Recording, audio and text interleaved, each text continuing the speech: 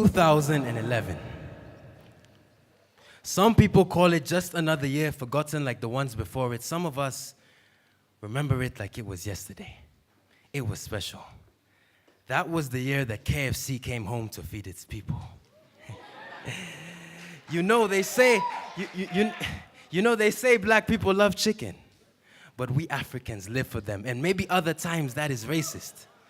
But for some deep fried chicken, we will gladly fit the stereotype. I saw lines. There were queues round buildings like Jesus was cooking. It was just like church. Looking up to this white man with a beard and mothers pulling out money from their pockets like they had just seen offering baskets. I didn't know that God could put the Holy Spirit in Coke bottles and chicken buckets, but I guess the prophecy was true. That white man we were taught to call God said he was coming back. This time he brought chicken too. And no, not those black books, not the ones we used to read in Sunday school. No, somehow they turned those Bibles into menus. We used to ask ourselves, what is this KFC? I mean, didn't we always have chicken? I say no. Because when I press that drumstick to my lips and feel that grease leak through my soul, I swear. I started eating in 2011. I fell in love in 2011. Yeah, we always had chicken, but the white man never taught us how to cook it. You know, my father warns me. This empathic look of pity on his face, he says, don't eat too much. But he doesn't understand. He doesn't know how it feels to taste a dream come true. No, this isn't just American food. Don't you get it? We can finally taste the breasts we used to only see on television. We're not used to this. My family was still gassed to see my baby cousin refuse to eat her mother's cooking. Never mind the fact that she could spell KFC way before she started reading. She would listen and find fault in her mother's words because that chicken was every story she wanted to believe in. Now, every day, my auntie slowly buries the memories of her ancestors, telling herself that she has finally found freedom, and when she sees different options on her dinner table, she will smile.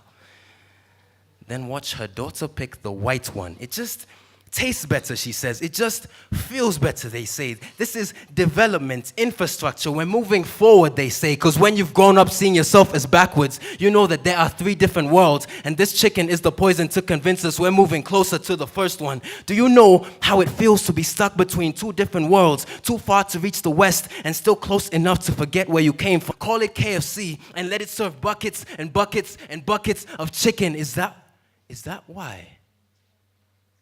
Is that why they call these restaurants chains?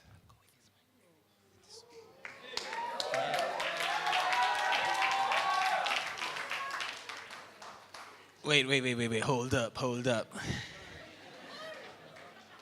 You just discussed KFC or what? I just want to understand. How do you think the way you think? Do you have a mic? Just use this one. How, man? Because I just don't see how you'll be sitting in your room or you're just on social media, because nowadays we are always on social media, and just think, KFC, What's up, man? Okay, I think every piece is different, but for that particular one, every piece, you got the pun. That's deep, man. For that particular one, I think I had spent some time out of the country in the United States. And then I came back into the country and I saw our country starting to adopt many Western things, you know, and I felt some type of way about it because, I mean, chicken was always there. Why do we, because they have the power to project a certain story.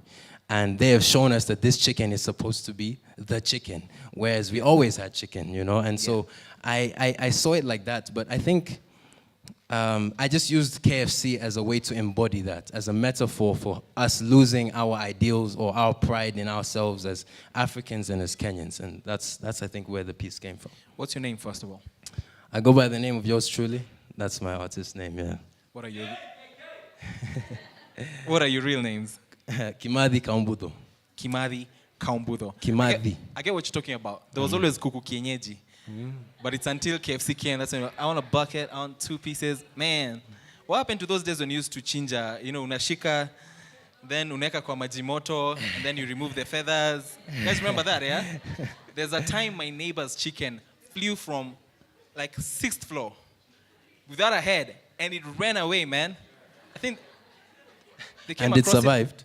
I think they came across it 2 days later. It was still alive. Kidding, man. Just that. That'd be a sci-fi, yeah? That's a movie. That's a script, man. Still alive. So, bro, yeah, I get that. Tell us more about yourself, man. So, who are you? What do you do? This is amazing. How do you think like that, man? That's what intrigued me about you. You're so conscious. You just don't receive things on face value. You question them, and then you break them down, and then you take that and tell a story, which I think is brilliant, man. If we are to survive, we can't just take anything. Tell us more about that. I think for me, I really enjoy seeing things that we see every day and trying to adopt them or try to change them to get people to see things differently. Or to kind of inspire or enlighten them is what I try to do with my poetry. So I think that's where this whole thing comes from. I just really enjoy that aspect of things. Yeah. And I think that's just the form that it took. It took the form of poetry. I felt that was the best way for me to communicate the message that I had.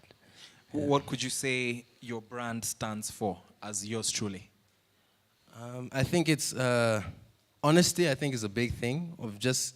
I think it's the same thing. Maybe getting people to see things differently. Yeah, I want them to see. I want them to question things because I think we live in a very submissive culture. You know, like he earlier on today, he was asking people to ask questions to somebody who's just here. And I mean, it's not much to just stand up and ask, oh, how did your personal life change since you started this brand? But it's like we have adults here who are, 30 plus, but even they're like timid and shy. It's like, why? I mean, we live in a very submissive society to the point where you're told something and you just do it. And maybe that comes from our education. Maybe that comes from our culture. Or, as way back as colonialism and all of these things that we've experienced. But that's what I want to do is I just want to get people to see things differently and to question things. Okay. Yeah. So how often do you write, play, perform, release? Because I don't know how many of you has seen his pieces on social media? Yeah? How often? It's cool. Yeah. That's why you're here. Right. So how often do you do that? How often do you put it out? Because whenever I see any of your pieces, it's either trending or it's just going crazy. And I'm like, yo, he has another, man. Then I listen, I'm like, do I really know this guy? Like, it's just always a surprise. So I think maybe that's one misconception that people have. I'm sure some of the artists can relate in the room is people think, I know. Oh, people think, oh, he just, goes up on a stage and there's some words, but they don't see like the work that's put in to that level. So for me, myself, I spend an hour a day of just writing. Sometimes I look at a blank page for a long time. Some days a lot comes out. Some days it changes. But I make sure that I put in that 1 hour every day, and that kind of keeps me on track. So that there's a discipline aspect to it as well. It's not just, you just go and do your thing, What does it take to write? Because I know that's a struggle for many people. Either writing a book or what's the thing about writing, blogging, writing articles? How do you put words together, make them make sense while at the same time maintain some interest and creativity? That source where that will keep someone glued through the article or through the piece. What's that magic, man?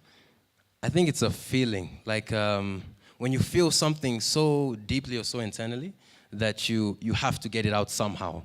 And maybe you can't communicate it properly, so you decide to write it. And I think once you start with that, you're not necessarily writing for other people. You may just be writing for yourself. So one of the things I do is I journal. So I write, at the end of each day, I write down feelings that I have.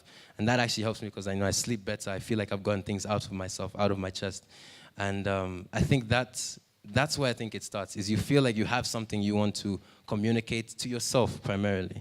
Because I don't think it's also healthy to try and write for a particular type of audience, because then you lose the authenticity of the writing itself. Do you hate on yourself at any point? You write and you're like, this crap, no one's going to like that. Next. Yeah, a lot. I think too much, actually. Wow. Yeah, I do that You guys lot. couldn't tell, yeah? Right? Yeah, I do that a lot. All right, bro, take it away.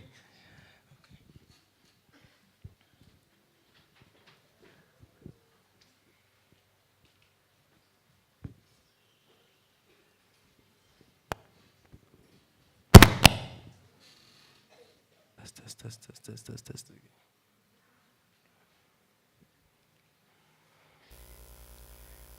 Have you ever sat down to watch a film and 2 hours later you've watched 20 different trailers, it's 2 a.m. and you're still trying to decide what movie to watch? You ever press play on a video of a cat and 10 minutes later you find yourself on YouTube watching babies laugh? Or like puppies play? You ever spent an hour putting filters on a selfie or sat on Snapchat simultaneously? There must be something wrong with you. They will call you millennial. But say it like a plague you are infected with. This poem was written in conjunction with Kenya's Center for Disease Control, the World Health Organization, and sponsored by literally every parent out there. If you were born after 1985, but just before the early 2000s, you're at serious risk of being millennial. Symptoms of this disease include laziness, entitlement, impatience, absent-mindedness, compulsive phone usage, and habitual abbreviation of words. Beware. Millennials are notorious for saying such phrases as, bruh, Bay, basic, ratchet, YOLO, nigga, this nigga, that nigga. I don't feel like my work is meaningful. I hate my job. Money isn't everything. I just want to be happy. If you find yourself reciting any one of these phrases, do not panic.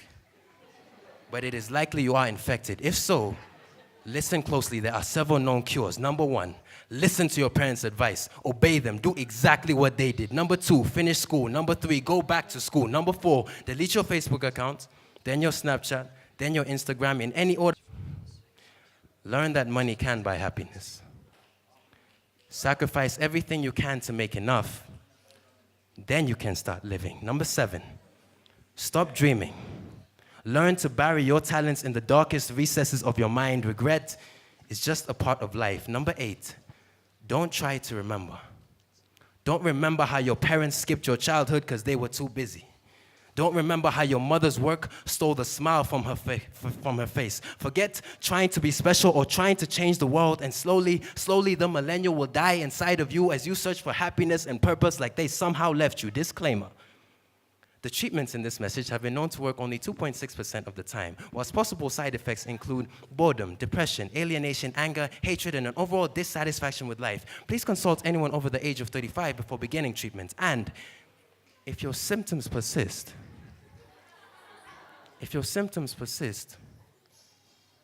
then maybe there was nothing wrong with you in the first place.